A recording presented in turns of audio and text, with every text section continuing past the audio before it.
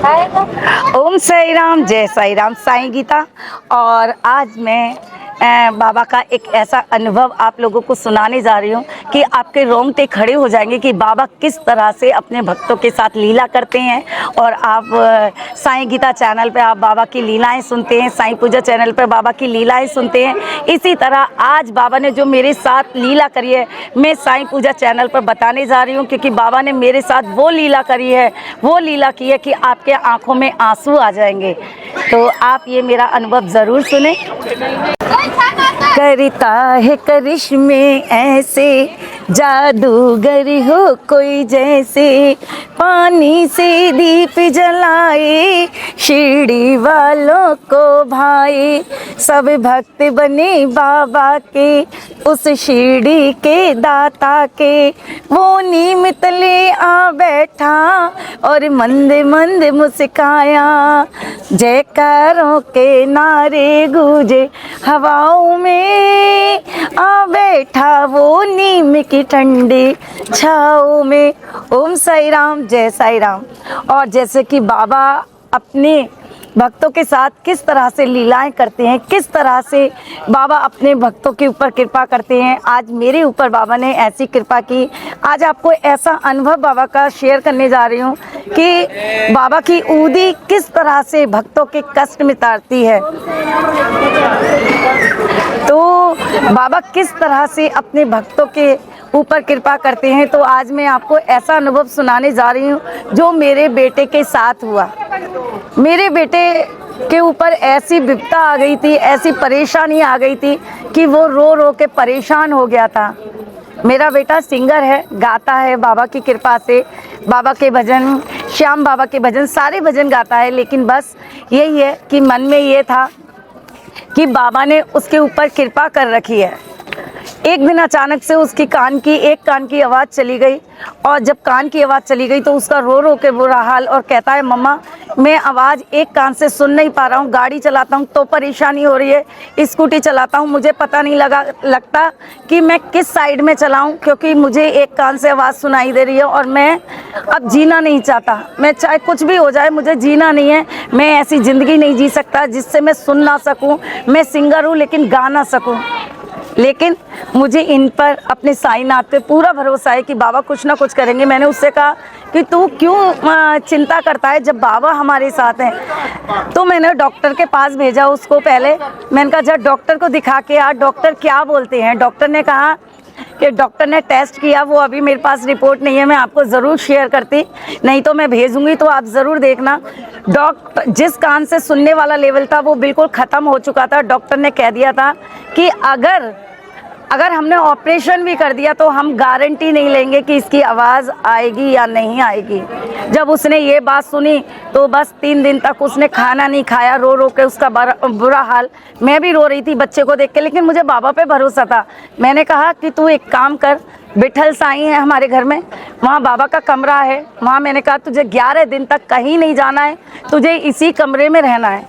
कहते हैं मम्मी आप क्या करोगे जब डॉक्टरों ने मना कर दिया है, सब तरफ से मना हो गया है, तो मैं उम्मीद तोड़ चुका हूँ। मैंने कहा उम्मीद हमारी साईनाथ है, जहाँ उम्मीद ख़त्म होती है वहाँ उम्मीद इनसे शुरू होती है। वो कहते हैं ठीक है मम्मा, अगर आपका विश्वास है तो आप जो चाहोगे वो करूँगा। वो विठल साईं के कमरे में 2-3 दिन रुका, और मैंने क्या किया कि बाबा की ऊदी ली, और बाबा की ऊदी एक गिलास में बनाई, एक कटोरी में बनाई, और कटोरी की ऊदी मैंने गाढ़ी बनाई, और वो ऊदी उसके कान पे, यहाँ सारे गले वगैरह सारे पे लगा दी। मैंने सुबह और शाम 2 टाइम लगाई, और जो जल दे रही थी मैंने बाबा से कहा बाबा ये कान की दवाई दे रही हूँ, मैं किसी डॉक्टर की दवाई नहीं ले रही, मैं किसी डॉक्टर पर भरोसा नहीं कर रही, मेरे डॉक्टर सिर्फ आप हैं। मैंने 11 दिन का बाबा से कहा, लेकिन 7 दिन के उपचार से ऊदी के से उसके कान की आवाज़ वापस आ गई। जो डॉक्टर मना कर चुके थे, जो डॉक्टर कह ही नहीं रहे थे कि ऑपरेशन के बाद भी उसकी आवाज़ आ जाएगी, लेकिन 7 दिन के अंदर बाबा ने ऐसी कृपा की कि ऊदी ने ऐसा चमत्कार किया। वो कह रहा था कि मम्मी ये क्या हो गया, मुझे तो सारा सुनाई।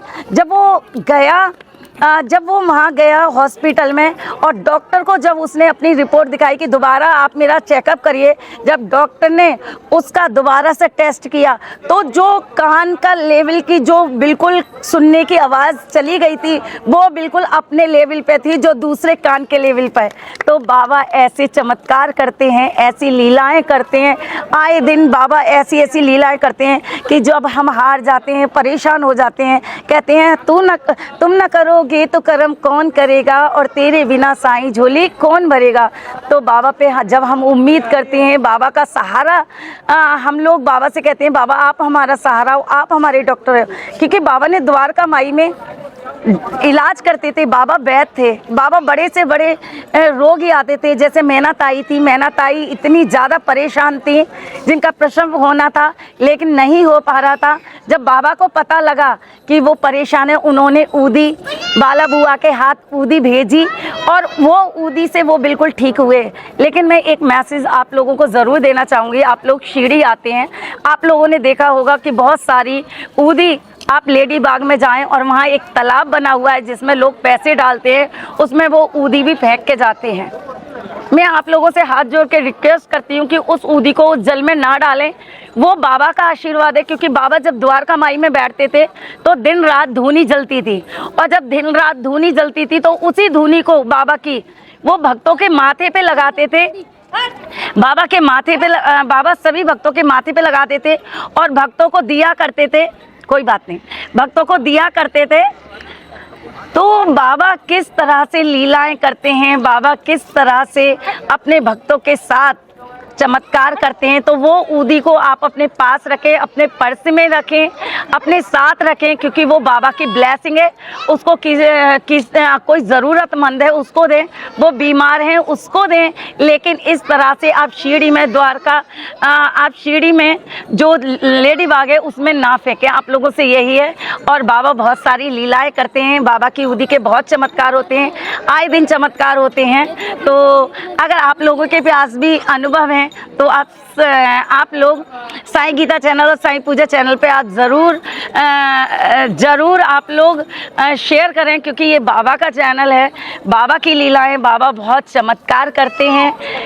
तो ओम साई राम, जय साई राम।